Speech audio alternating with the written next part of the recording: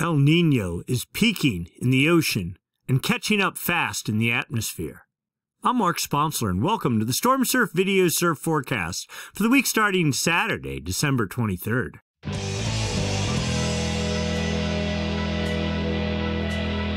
Stormsurf, waves, weather, buoys, altimetry, snow, temperatures, El Nino, weather analysis, essential data for outdoor people, all the time, no hype. Happy holidays and Merry Christmas. If you like the video, give us a thumbs up. If you haven't subscribed, please subscribe now. Look at the icon down in the lower right-hand corner of your screen, the Stormsurf icon. Just click that, you get all signed up. Ring the bell, you get automatic notifications when the videos are posted, typically on Sunday evenings. We're on a modified holiday schedule here. And if you'd like to make a comment or you don't understand something, write it up down below. We'll be happy to answer. And if you'd like to make a small donation to the cause, you can. Hit the heart with the $sign in it, the special thanks button, and we'd really appreciate it. And with that, I'd like to thank the folks that donated last week. We have a long list now. Tim Caston, as always. Spagine, I think that's how you say it. Our Predicament, Evolution Moto, Spat Out Glory Film, The Dumb Truck Driver, and Shilly. Really appreciate it. Dennis Vieira, a little bit more of a donation. We thank that. And I'd really make a special call out here to Jake Marlowe. Super generous donation. All your contributions help, and they help us to get equipment and to get things set up to keep the channel running. All right, now let's get to work. We'll start by looking at significant wave heights for the North Pacific Ocean. We see a gale in the Gulf of Alaska generating 31-foot seas. Actually, they were much higher as it was over the North Dateline region, and swell from that is pushing towards the U.S. West Coast and Hawaii. There's actually swell from a previous gale before that also on the way, and we see the beginnings of yet another gale developing off Japan. A very active pattern is setting up.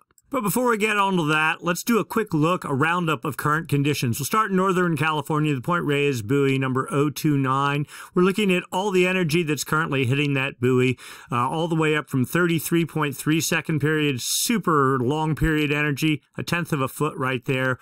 We see a bump of energy in around the 15 second period range, another bump at 11, another at 9, and then this chart goes the whole way down to 5 second period. That's pure wind chop. So you see multiple swells already hitting, and more to come. Primary swell, it's sort of the accumulation of most of it. The highest surf from the primary swell, 5.1 feet at 16.2 seconds from 298 degrees. That would make surf theoretically about 8 feet or 3 foot overhead, and that's about what it is in the Bay Area. And then secondary swell, 7 feet at 10 seconds from 313 degrees, also in about the 2 foot overhead range. We go down to Southern California real quick. The Point Loma South buoy 191 off of San Diego. We see the same profile, but with much less energy.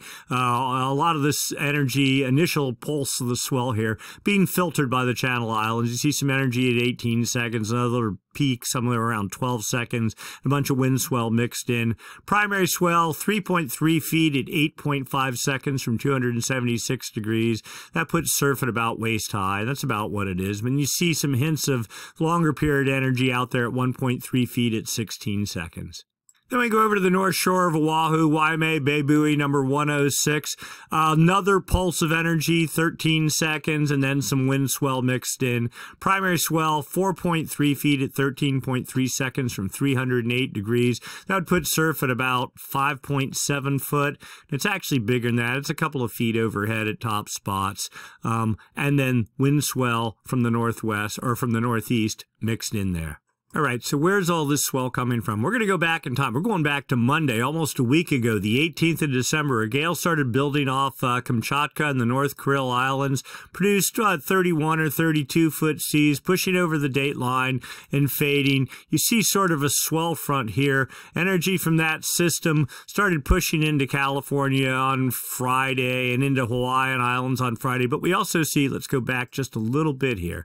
There we go. To Thursday, another gale started building building west of the dateline, with seas building up to 42 feet. I think we got a 44-foot reading right there. So this is the highest seas over this entire domain, and their exact coordinates, and winds at that location as well, 54 knots. So right there on the north dateline, pushing across the dateline into Friday, fading in the Gulf, and here we are as of Saturday, with this system still producing 31-foot seas in the Gulf of Alaska. Energy from this also bound for California and Hawaii. So what's to come? All right, well, let's start by looking at the jet stream. These are winds up about 30,000 feet. These winds help support the formation of gales. When those gales form, help direct their track. We're looking for a trough a dip in the jet, just like right there. That's the trough. That helps create a counterclockwise flow aloft and down at the ocean surface. That's the hallmark of low pressure.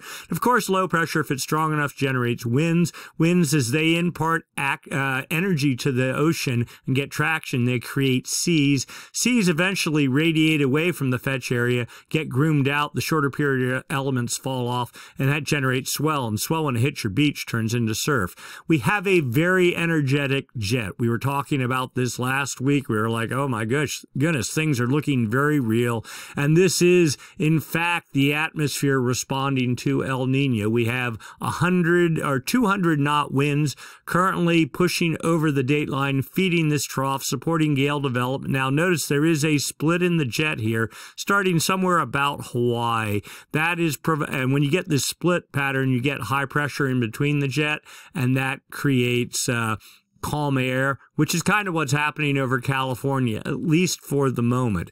As we get into Sunday, the split holds, the jet continues raging, getting even flatter, pushing the whole way across the Pacific, just other than maybe 300 miles off the coast of the U.S. West Coast. A new trough starts building Monday in the Gulf of Alaska, and you can see it really digging out here, being supported. Well, this frame here had 200 knot winds feeding into it. Leading edge of the jet starting to push into like the California-Oregon border. Good support for gale development here, even as we get into Wednesday. Jet still running flat on the 35 north latitude line. Classic El Nino pattern. Here comes another trough as we get into Thursday in the Gulf of Alaska. Another one theoretically digging out behind that. And we're a week out, and yet another one over the north dateline region, with the jet fully consolidated, pushing into Southern California a week from now. In fact, let's go back and see when the real meat starts happening. We'll say somewhere around Thursday night into Friday, and from then on, it looks like a river moving onshore. Probably not great for surf in terms of wind, but it theoretically could bring much-needed rain to the Golden State. Next up, let's go down to the surface, because it is winds imparting energy to the ocean that create waves. So right now, we know we have a gale over the Gulf of Alaska being fed by 35 to 40 to 45 knot winds. Light pressure pattern, but still 20 to 25 knot winds over the California coast on Saturday, but getting steadily weaker. Next gale starts forming. Here we go as we get into Sunday. 45 knot winds, and you're just going to see one after another. There's the first one, 45 knot winds. Here comes the next one with 45 knot winds, building and falling more southeast, stronger, poised right off the California coast. That's number 2. Number 3 right behind it with 50 to 55 knot winds, sweeping southeast. Number 4 up here on the dateline region with 55 knot winds sweeping east. And then theoretically, number 5, the biggest of all of them, building on the dateline a week out. So just to put things in perspective, we know there's 2 swells in the water, and looking at this chart, it looks like there's 5 more right behind it. So what's the effect of those winds on the ocean surface? Well, we know we have 31-foot seas up there in the Gulf of Alaska. Now we're going to go start looking. Here's number 1, and this is really surprising considering the strength of the winds in this gale. I thought seas would actually be higher. It only says like 33 feet, but we'll say that's probably the low water mark. Next one, number 2, builds right behind it with, well, there we go, about 39-foot seas, right at 39 feet. This is Tuesday into Wednesday. And then number 3 behind that, again with 40, probably 42 or 43 foot seas. Again, you see the front just pushing into Hawaii and bound for the U.S. West Coast. Number 4, let's go back just to look at this. Here you go with 42 foot seas pushing over the North Dateline region on Thursday, Friday. And then number 5, falling southeast with 44 foot seas on a week from now, Saturday night.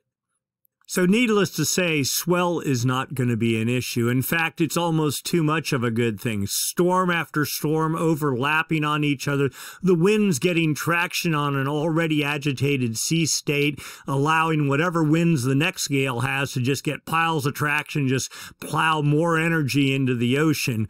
I think a bit of the concern, especially north of Point Conception, is going to just be too much of a good thing. But we'll see. The jury's still out on that. And the models tend to overhype things a little bit on the front end here. All right, so we're going to go into Sunday. We see California right here, Hawaii down here. This is surface level winds. We'll say 10-knot northwest winds Sunday morning down the California coast. Hawaii with light trades at 10 knots. So we get into Monday, Christmas morning, sort of a light wind regime, but you see the beginning of a front moving into northern California. Light trades for the Hawaiian Islands. As we get into Tuesday, a light wind regime. Front number 1 blows through up to the north. Northeast winds building at 10 to 15 knots for the Hawaiian Islands. But quickly on Tuesday, the south winds start building, mainly, I'll say, from the Golden Gate northward. Large, look at all this energy just bound right for California. Northeast trades for the Hawaiian Islands at 15 knots. So we get into Wednesday, it looks like a full-on south wind regime from at least Big Sur northward at 20 knots, and a light wind regime for the Hawaiian Islands. Thursday, south winds moderating some, but still probably in effect for California north of Point Conception, and this dreaded northeast wind thing going on for the Hawaiian Islands at nearly 15 knots. Friday, more south winds, here they come. For, again, north of Point Conception, a light wind regime for the Hawaiian Islands. Saturday, what do we have? We have a getting lighter wind regime and maybe things cleaning up for California, and a mixed light wind pattern for the Hawaiian Islands. Next up, rainfall for California. California right there, Hawaiian Islands off here. The blues is what we're looking for. So on Saturday, of course, no rain. Sunday, there is the Oregon-California border, so maybe just a little bit creeping into Cape Mendocino on Monday, but really nothing of any interest. Tuesday, you see the next system winding up off the coast. Still no direct impact, but come Wednesday, here comes the front. Rain down to, well, that's about Santa Cruz, almost the whole way to Point Conception Wednesday night, and then quickly fading out on Thursday. And let's see, and snow, Tahoe's there. It doesn't really look, maybe for the highest elevation, some light snow. So we get into Thursday, no rain, but south winds. Here comes the next front. Friday, more rain the whole way down to Point Conception. Pushing into Southern California Saturday morning, snow over the highest elevations of the Sierra. Actually getting pretty solid for the Central Sierra, we'll say from Tahoe southward during the day Saturday, but then quickly washing out, not really having any staying effect. And given the high snow levels, then here is the snow forecast dashboard for Palisades, Tahoe. We're not even going to go through all the resorts because they're all pretty much the same. Only Mammoth is even less than this. An inch for the Wednesday event, and maybe another 6 inches piling on top of that for the event on New Year's Eve. This will change dramatically from one run to the next. Let's look at the actual snow levels. This is the base of Palisades, Tahoe at about 6,200 feet. This is the summit up at about 9,000 feet up at the top of Granite Chief Mountain or the top of the Palisades there. The freeze line is, the gray is slush, the white is snow, so 32 degrees right there. So right at about 8,500 feet right now, maybe dipping a little bit on Christmas morning, but then right back to 8,500 feet, going up to 10,000 feet the day after Christmas. Then the 27th and the 28th, I think this is the Wednesday event, maybe a brief, literally hours, where the snow level falls to 6,000 feet. That would be midday Wednesday. And then temperatures going right back up with a freeze level at 8,500 feet. And then it's not till we get to about New Year's Eve or so, a little bit before that, the temperatures start getting significantly cooler and theoretically staying there. That is a good thing. Now we need the moisture with it. All right, so what's going to happen surf-wise? We're going to start Ocean Beach with good representation for Northern California. The pattern is very clear.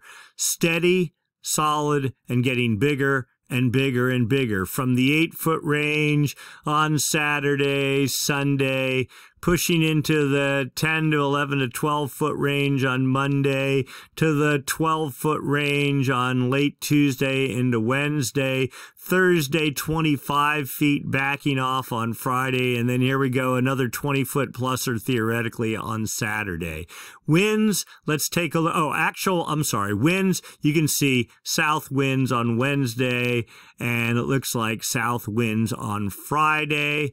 But swell heights, you don't see anything after today. Everything is 13, 14, 15, 17 seconds. Lots of energy and swell sizes. Well, you get the idea. Plenty of surf.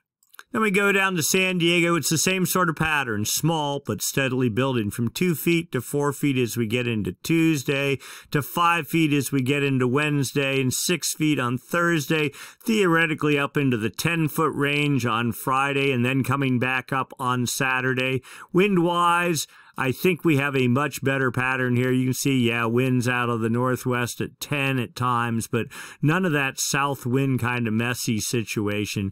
And the swell period, well, it's the same deal. 14, 15, 16, 17, 18 second period with increasing swell size up to 7 feet at 17 seconds at one point. And then we go quickly over to Oahu, much the same pattern again. It's 8 foot by Sunday, hanging in that range. Monday going to 12 foot, going to nearly 20 foot, and maybe a little bit more at an instance on Thursday, but still all in the double overhead to triple overhead range pretty much after you get past Christmas with winds. Now, here's the issue. You got 20-knot northeast winds there. You got more east-northeast trades later there, but somewhere in this region right here, this would be like Monday night, Tuesday, and Wednesday, not so much favorable winds. The swell sizes, again, the same deal. 19-second periods, 17 seconds, 16, 15 seconds, and increasing size over the duration. All right, let's go take a look long-term. What's going on with the Madden-Julian Oscillation and the El Nino Southern Oscillation, the two major oscillations that affect weather, surf, and snow production over the Pacific Basin. First off, we're going to talk about the MJO, the Madden-Julian Oscillation. There are two phases to it, the active and the inactive phase. The active phase is typically on one side of the planet, the inactive phase on the other. They rotate west-east around the planet on the equator. When the active phase is effectively a low-pressure system, the inactive phase a high-pressure system.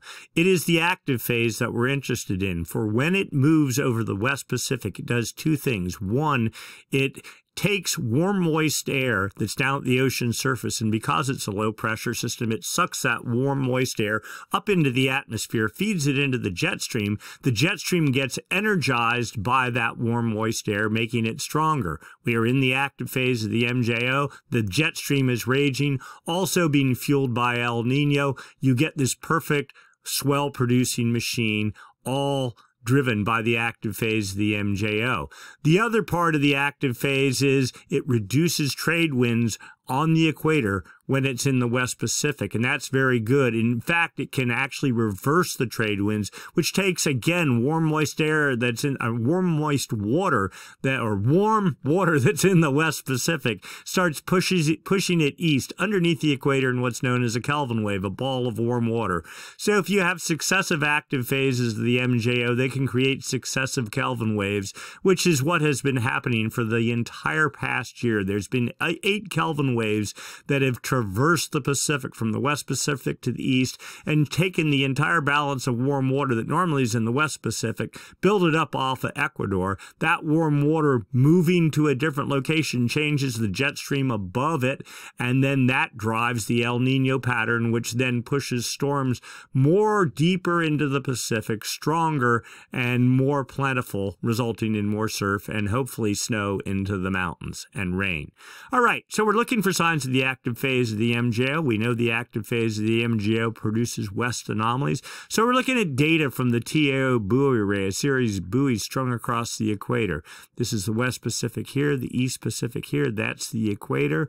That's the international date line, 180 west right there. We're just looking at the arrows. There's wind sensors on these buoys that are strung across the equator. We see winds strong out of the east, trades in the East Pacific, pretty strong, we'll say moderate east over the Central Pacific. But here in the West Pacific, we see actual westerly winds, not anomalies, but actual westerly winds. That's a good sign. That suggests active phase of the MJO. And then you look at anomalies, the difference from normal from this time of year. You see winds are, yeah, they're strong out of the east over the East Pacific, but that's pretty much normal. You don't see any east-west arrows here. Same thing over the Central Pacific, but from the west, we'll say 170 west, the whole way back there, we see westerly anomalies, a clear sign of the active phase of the MJO. We look at wind anomalies for the past 5 days. So this is South America, Central America, New Guinea there. The equator's right there, and the date line's right there. The reds and oranges are westerly anomalies. So on the 17th of December, you can see westerly anomalies over pretty much the entirety of the equatorial Pacific. Same on the 18th, same on the 19th, same on the 20th. Same on the 21st. If there was ever a sign of the active phase of the MJO and El Nino, this is it. Let's go look at the forecast. So this is 850 millibars zonal wind anomalies right there for the Pacific for the past couple of weeks. And then here's the forecast from the GFS for the next 2 weeks. Right, the date line runs right up the middle. This is the whole planet on one chart. The Pacific starts, the far West Pacific, about 125 east, so right there. And the Kelvin wave generation area ends about 170 west. This is the area right in here where if you have west anomalies, that 1 imparts energy to the jet stream, 2 can create a Kelvin wave. And you can see the oranges and red are westerly anomalies. So we've had strong westerly anomalies on the date line since December 8th. And they're continuing through the 23rd and forecast to continue pretty solid through about the 28th of December. But you also see easterly anomalies trying to get their toe in the door here in the very, very far West Pacific, and then pretty much starting to take over the entire Kelvin wave generation area as we get past about the 28th into the at least the first week in January, suggesting this is the active phase, and you can see the westerly anomalies from it pushing California's at 120 west, so even pushing south of California through about January 2nd. So this is your big sweet spot for storm development. Then after that, it looks like things are going to moderate a little bit. Next, we'll look at cloud cover for the Pacific Ocean. Outgoing long wave radiation, they call it. If there are no clouds, the sun goes through the atmosphere, bounces off the ocean, reflects off the ocean, and you get this sort of an orange thing. But if you have a lot of clouds, not all the sun that hits the ocean reflects back off. So the blues represent cloudier areas, which roughly can be construed to be the active phase of the MJO. And let's get ourselves oriented here. South America, Central America, Hawaii, New Guinea, the equator right there. the date line right there. So the active phase of the MJO starting to move east of the Kelvin wave generation area, which is right in here, okay? 5 days from now, it's pretty much gone. Inactive phase of the MJO sets up, and it makes its trek across the Pacific for the next 2 weeks. You can see the active phase starting to set up over the maritime continent, wanting to push into the Pacific, but not quite there. Now, this is a statistic model. The dynamic model pretty much painting the exact same picture. So we're on track for the active phase to hang out for maybe another 4 or 5 days, something like that, and then we start moving towards the inactive phase. We'll drill down just a little bit deeper. These are phase diagrams. They just give you a little more detail on what's going on with the MJO. So how do you read this chart? Well, the active phase of the MJO moves from west to east, from the Indian Ocean to the maritime continent, over the West Pacific to the East Pacific, under the United States, across the Atlantic, over Africa, back to the Indian Ocean. The heavy dot is where the active phase is, so it's not even in the Pacific anymore. It's already over Africa. The further the dot is away from this circle, the stronger it is. So a very weak active phase. And the statistic model suggests the active phase, you see 1, 2, 3 different tracks here, moving somewhere to the, we'll say the central to East Indian Ocean 2 weeks from now, and very weak. The GEFS model says pretty much the same thing. Remember, the West Pacific is at the top of the chart here. That's where you want the active phase to be. It's already passed through for the most part, and so probably nothing from the active phase expected for the next 2 weeks. And then finally, the upper level model showing moisture or cloud cover, or whatever you want to call it. The greens, wet air, the oranges and reds, dry air. This goes out 40 days. South America, Central America, the date line's roughly there. New Guinea there, the equator right there. So the Kelvin wave generation area right in there. You see the active phase, wet air, just barely on the date line today, starting to move out 5 days from now. By the let's see, how old is this? Oh, this is an older version of the model. This is from the 16th. So really, this is just about starting today here. You see the active phase moving out of the Kelvin wave generation area by the day after Christmas. Here comes your inactive phase, dry air, pushing through the Kelvin wave generation area only until about the 10th of January. And after that, here comes your next active phase, taking over the entire Pacific as we get towards the end of January. So here's the GFS model, this is the CFS model, sorry, going out a month, all right? And this is the whole planet on one chart, 850 millibar zonal wind anomalies. So the oranges and reds, westerly anomalies, the blues, easterly anomalies. The date line is right here. The all-important Kelvin wave generation area starts here about 125 east. Now, this is past performance up here. The forecast is down here.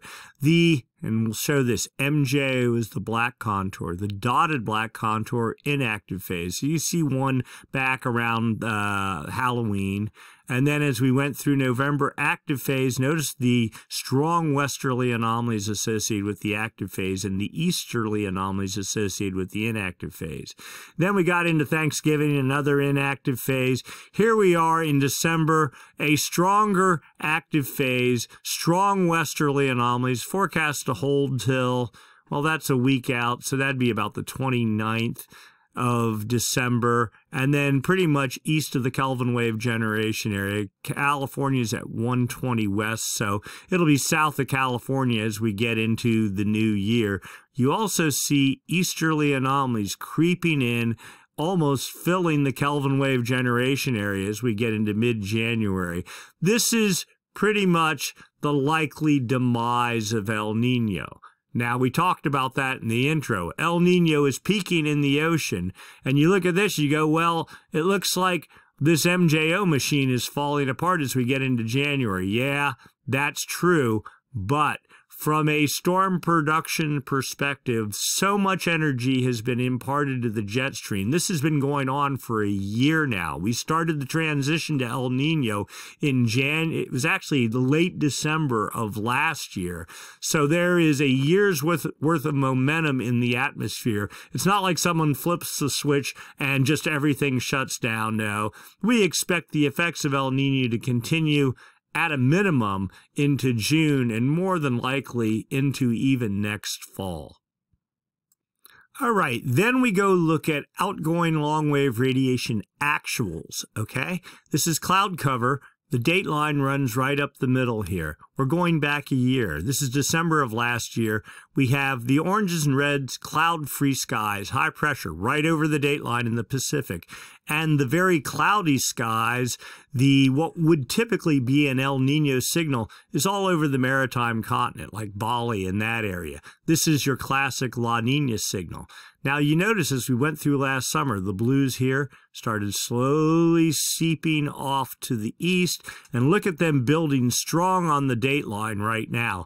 No surprise the jet stream is raging. No surprise the storm track is just raging across the Pacific, while this easterly dry air pattern sets up over the maritime continent. So pretty much a switch from dry and wet to wet and dry. And this is the favorable configuration for the Pacific Ocean. So then we're looking at the forecast for outgoing long-wave radiation. Again, cloud cover, all right? The date line runs right up the middle here, something like that. Here's today's. This is past performance. This is the forecast. You see the building. The blues are cloudier than normal skies. This is from August. You see the steadily building pattern of cloudy skies on the date line. That is to continue. There's a little bit of a break right here in late December, but then continue the whole way through January, February, and well into March, then moderating. You also see the dry air, cloud-free skies over the maritime continent pretty much holding, and that pattern then starts breaking up as we get into February and March. Next up, we go look down at the surface level, or 850 millibar. That's up about 4,000 feet. But the east-west component of the wind, that same pattern. You can see here's the date line again, past performance, west anomalies, west anomalies, west anomalies, likely all associated with the active phase of the MJO. Another batch of westerly anomalies right now. Then you see the westerly wind pattern. So we get into January. It's still present, but not nearly as strong. There's supposed to be this, and you see east anomalies, dry air, which has been just over the maritime continent, just locked solid, trying to make some headway off to the east, actually getting the whole way to the date line right around the new year, but then backing off as westerly anomalies in the El Nino base state take over. Let's overlay the MJO here.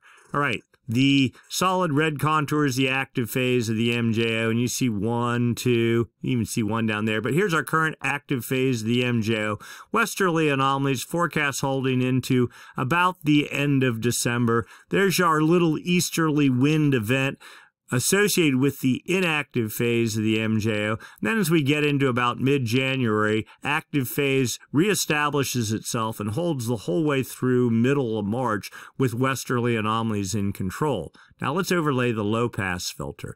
This is your low pressure bias, and you can barely see it, the dotted contour, your high pressure bias. So this is your El Nino signal, your La Nina signal. La Nina signal over the maritime continent today with the El Nino base state with 1, 2, 3, 4 contours peaking out, forecast to hold into about mid-January, and then slowly starting to moderate as we get into the end of March, but still locked. Let's see about where this is. This is hard to do it like this, but at about, we'll say 160 west, which would be basically south of Hawaii on the date line. This would be the center of storm development, and that's pretty much the pattern we're seeing today. Everything's starting somewhere around the date line, pushing strong, pushing right into the California coast.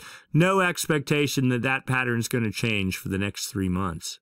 All right, we've talked about winds at or near the surface, but what's going down in the ocean? Let's go look at our Kelvin wave situation. Again, data from the TAA buoy array, the series of buoys strung across the equator. This is the West Pacific here. This is the East Pacific. These are the actual anchor lines on the buoys. The X's are the individual sensors on each anchor line. You can see part of the array on this buoy or series of buoys here is out. But then you see we have pretty good coverage. And then you use a model to fill in the gaps of what's going on. 30 degrees centigrade water, that's very warm water, moving to about 1 166 west. That's about where it was last week, maybe giving up a degree. The 29-degree isotherm at 157, I think that gave up about 2 degrees. And the 28-degree isotherm at about 143, I think it was about 141 last week. So pretty much stable. Oh, and the 24-degree isotherm holding relatively deep down, almost, we'll say 41 meters at the far eastern edge of the chart. But it is not the actual water temperatures that matter as much as the anomalies, the difference from normal for this time of year. You can see a very clear picture of warm water, 5 degrees centigrade. That's like 8 or 9 degrees Fahrenheit above normal, pushing into Ecuador, and then warmer water the whole way back. The 2-degree isotherm at, what is this? It's about 173 east, so it's holding. But a couple of weeks ago, we had 4 and 5 degree anomalies out here. They've all swept east, so this is pretty much, we think, the last Kelvin wave, or the last major Kelvin wave that's happening. It starts right here, and I'm watching this line very closely because it's been steadily receding off to the east as this warm water is going to erupt to the surface and bleed out over time. There's probably a month and a half of warm water still here to bleed up. You also notice cooler water right here. We think this is the beginning of the end of El Nino. Now, not to fear, again, it's not like the warm water runs out, you flip a switch, and it's all over. No, this will bleed out for a month and a half, so that gets us, let's say, to mid-February, something like that.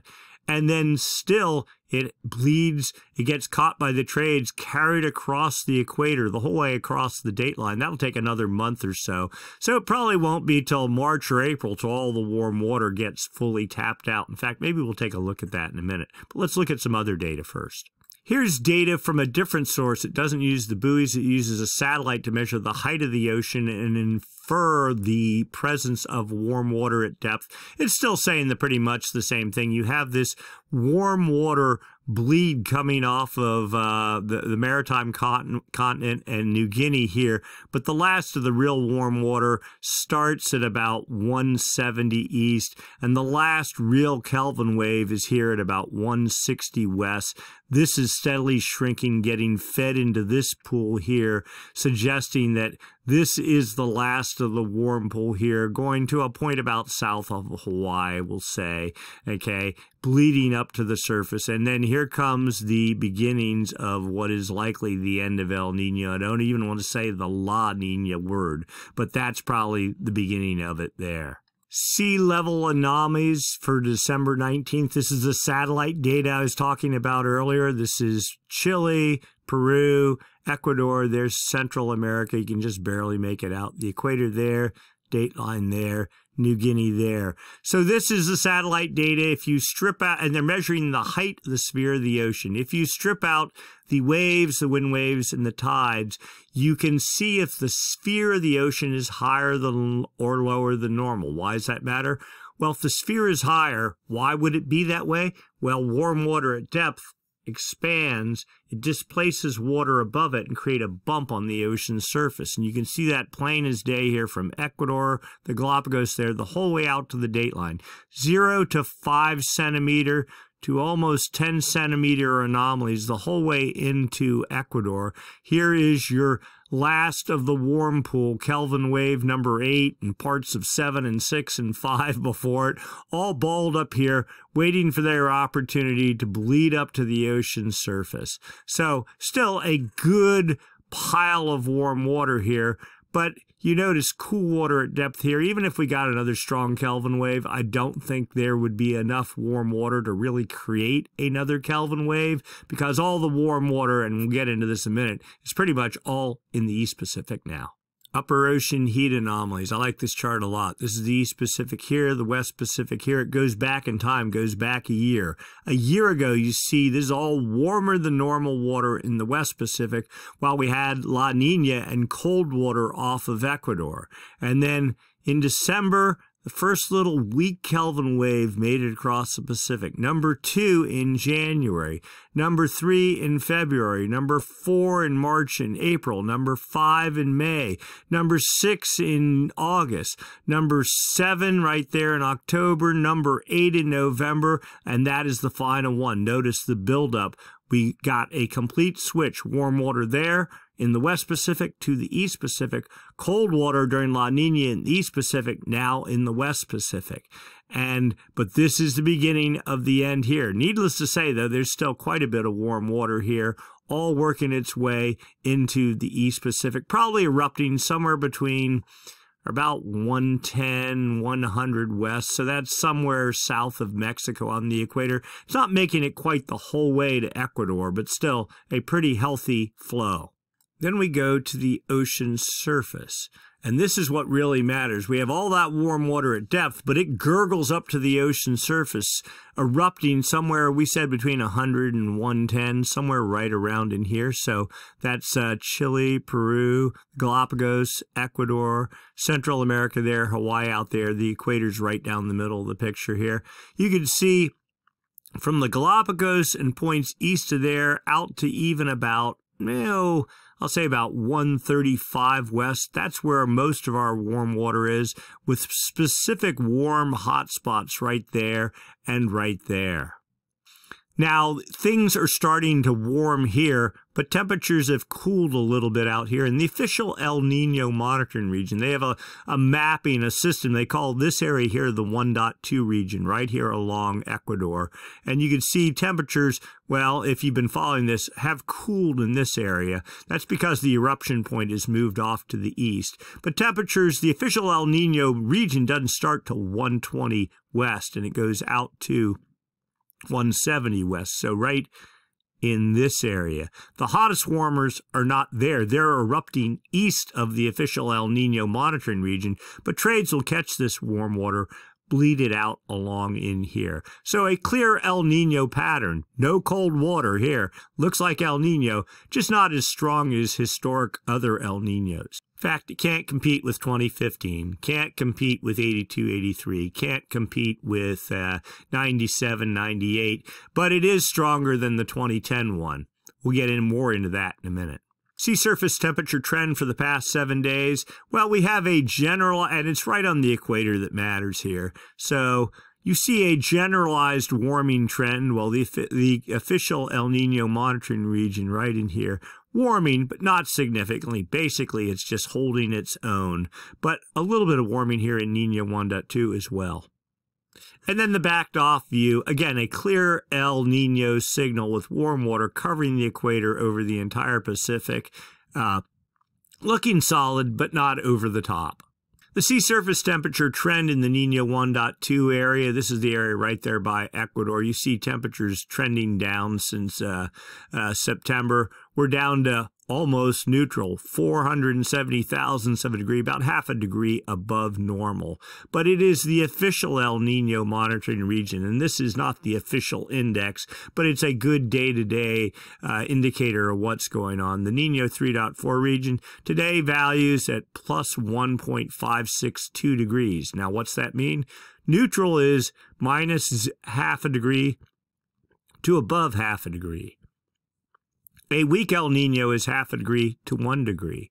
A moderate El Nino is 1 to 1.5 degrees. Strong is 1.5 to 2 degrees. And super El Nino is above 2 degrees. Now note, these numbers are about at least 0.2 of a degree, if not 0.3 of a degree, below the actual value. So really think of this about plus 1.8 or almost plus 1.9. In fact, here are the weekly hard official numbers. This is Nino 3.4 here, right here. These numbers are the deviation from normal. So you can see we've been in super El Nino status at a plus 2.1 for a week in November 22nd. Again, November 29th, we dipped down 1/10 of a degree the first week of December. And the second week, we're back at 2.0. I'm not going to guess what we're at for this next week, but probably somewhere in the 1.9 to 2.0 region. But El Nino is determined not by a weekly basis. It's consecutive readings over 3 months. So that would be, okay, we'll just do this. Was that mid-September? So from, we'll say there, September to October, October to November, November to December. You can see between 1.6, 1.5, and now we're pretty much at the peak of El Nino right now from a water temperature perspective. We know looking subsurface that there isn't any more Kelvin waves coming. We're peaking out probably about where we are now. It's all about the atmosphere and the momentum created from all these warm temperatures over the past 3 months. And then finally, this is a pretty nifty chart too. This just shows you the sea surface temperature anomalies for the past year, West Pacific and East Pacific. I showed you a previous chart that was subsurface temperatures. This is the surface. There's your La Nina signal last January with the warm water in the west. Then you see the Kelvin waves starting to erupt and then building in coverage while they get caught by the trades and pushed off to the east. We had this nice little big fingers of warm anomalies back in October, a bigger coverage. Remember, the official El Nino monitoring region starts at 120 west, goes out to 170, so right in here. You'd see as we got into late October, somewhere around the early December, it looks like it peaked out, though there's pretty good fingers of warming continuing, and this pocket of warm water out here continuing as well. So we're, I think, at peak temperatures in the ocean. Next up, ocean surface currents. If you have the active phase of the MJO and you have westerly anomalies and you have a lot of warm water moving off to the east, you see it in the currents. We see, so this is the equator right there. There's New Guinea. You see the arrows. Hopefully you can see it on YouTube here. You see a pretty good push going to somewhere around right here. And I know you can't read that number, but that is right at the date line is right there. And then from there, you see the current moves up north, but it's again only on the equator that matters. And you see this persistent easterly flow across the rest of the Pacific. Maybe the current active phase of the MJO will invigorate this a little bit and push it a little bit further east, but I think that's about what we're going to get. Now, let's overlay actual sea surface temperatures. Here we go. You can see, and we'll start here in the east. You see very warm water, most of it up here to the north. These are, these are 28 degrees centigrade. That's pretty warm, but you see lingering back here this massive pool. These are 31 degrees centigrade, 31 degree. I'm just picking some spots here. They're all about 31 degrees. The leading edge of this pool we think is moving east.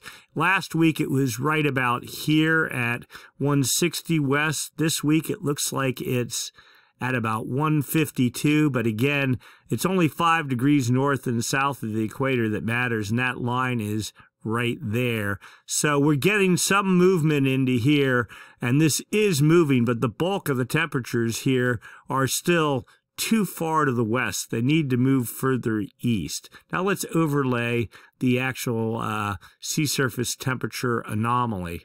There you go.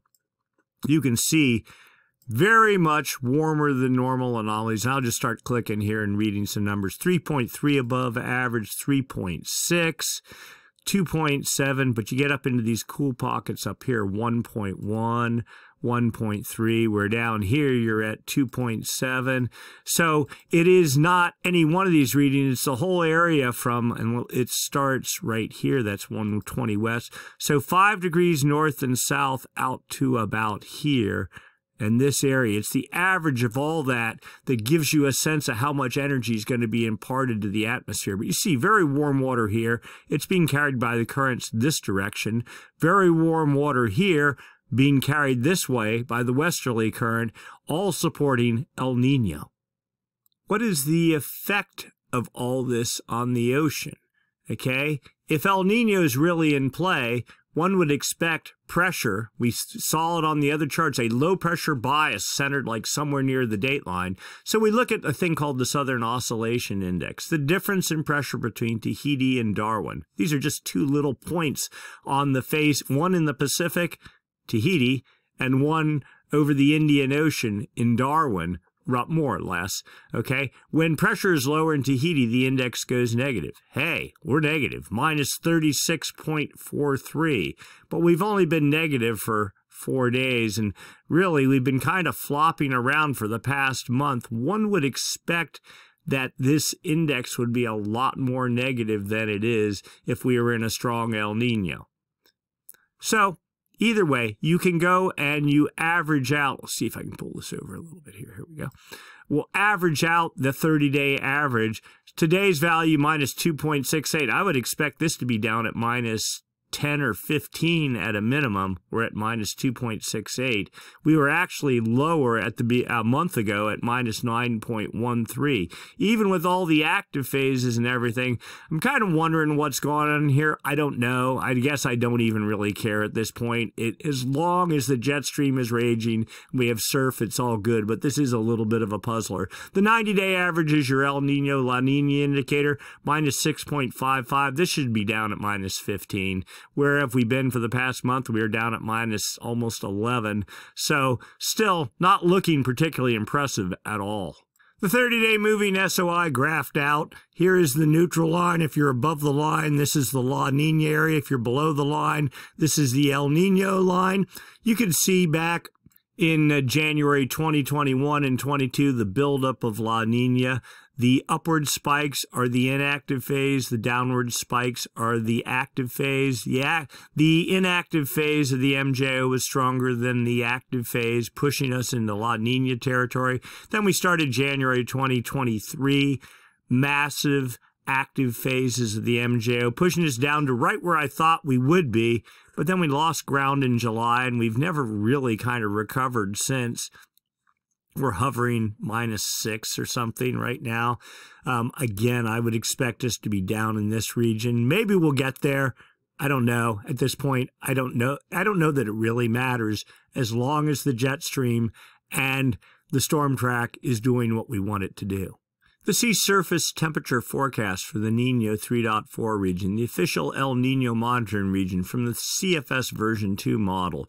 You can see temperatures going up in July, October. We peaked out in November at like 1.95 degrees according to this model, right at 2 degrees in December, which is now, this is mid-December. And then this model has temperatures falling off starting in mid-January down to about 1.65 degrees and then falling from there. Here comes, you don't even want to look at this part of the graph, but here's your La Nina signal at minus 1 degree as we get into next fall.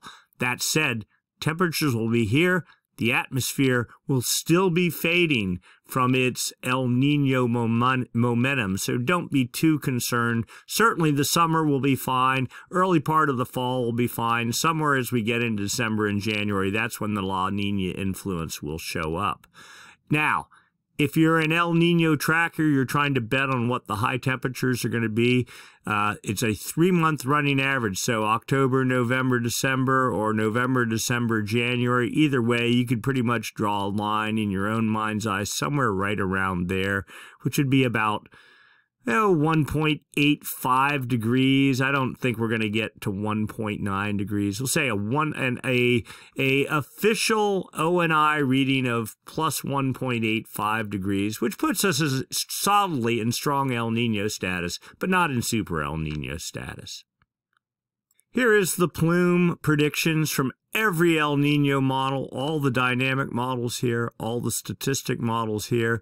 They all suggest temperatures are, well, observed, it says plus 1.90 degrees, and basically holding somewhere into, now I would say this is the January time frame, and then after that starting to fall off. But let's go down here and we'll just drill in a little bit. So the forecast, this is the dynamic models. Well, in fact, let's start all the models together. It says temperatures plus 1.38 degrees. That's right now. That's the December time frame, falling to 1.5 and falling from there. The dynamic models says temperatures next month, so that'd be late January, down to 1.645 degrees. the statistic models minus or plus 1.587 and falling from there. I mean, this is the peak of El Nino from an ocean perspective. The atmosphere is just now starting to warm up. So, the atmosphere is looking real. It's looking like El Nino. The jet stream roaring across the Pacific in classic El Nino fashion, creating trough after trough with winds up to 210 knots and a whole series of 5 storms forecast over the next week, creating a lot of surf, probably too much surf for many locations, but surf nonetheless, with the jet stream poised to come roaring onshore over California. It looks like our Christmas present is getting ready to be delivered just in time. Now the question is, what comes after this? The expectation is we will have yet continued periods of the jet stream roaring and then backing off and then roaring, maybe in sync with the active phase of the MJO, but still it will not be a continuous onslaught of storms over the winter. It'll be sort of episodic with 2 weeks on, 2 weeks off based on the MJO. So follow the MJO closely. After we get towards middle to the end of March, I think things will start moderating some, of course, just driven by the seasons, if nothing else, in the beginning of the spring. But right now, we are exactly where we want to be. We're just waiting for the water component now and the jet stream to really push on shore. But all of it is queued up over the Pacific, knocking on the door of California. We're just waiting for the door to open, and the models suggest that it will, in fact, open. Fingers crossed. Plenty of opportunities for surf in the coming holiday weekend. With that, I'd like to say happy holidays and Merry Christmas. If you enjoyed the video, give us a thumbs up. If you haven't subscribed, please subscribe. If you'd like to make a donation, you can use the special thanks button down below. If you have questions or concerns, write them up down below in the comment section. We'll try to reply, but we are kind of on holiday hours for the next week, family in town and trying to have some fun and relax. I hope you are doing the same thing. Take some time off in between swells and enjoy your time off and have a good one. And that, I don't know whether we're going to do one before New Year's or not. We'll just play it by ear, see how things go. If I get the chance, I will do another video, but I make no promises. So enjoy your time off. Thank you all, everyone, for contributing and supporting the channel over the past year. It has been a tremendous year. I'm just overwhelmed by the amount of support that everyone has given, and you know, their willingness to make comments and to, you know, be engaged with this channel. It really is very exciting and fun to watch, and thank you all. And with that, we are signing off for this year and getting ready to start next year. Thanks for watching, and we'll do it again probably in 2 weeks. Take care.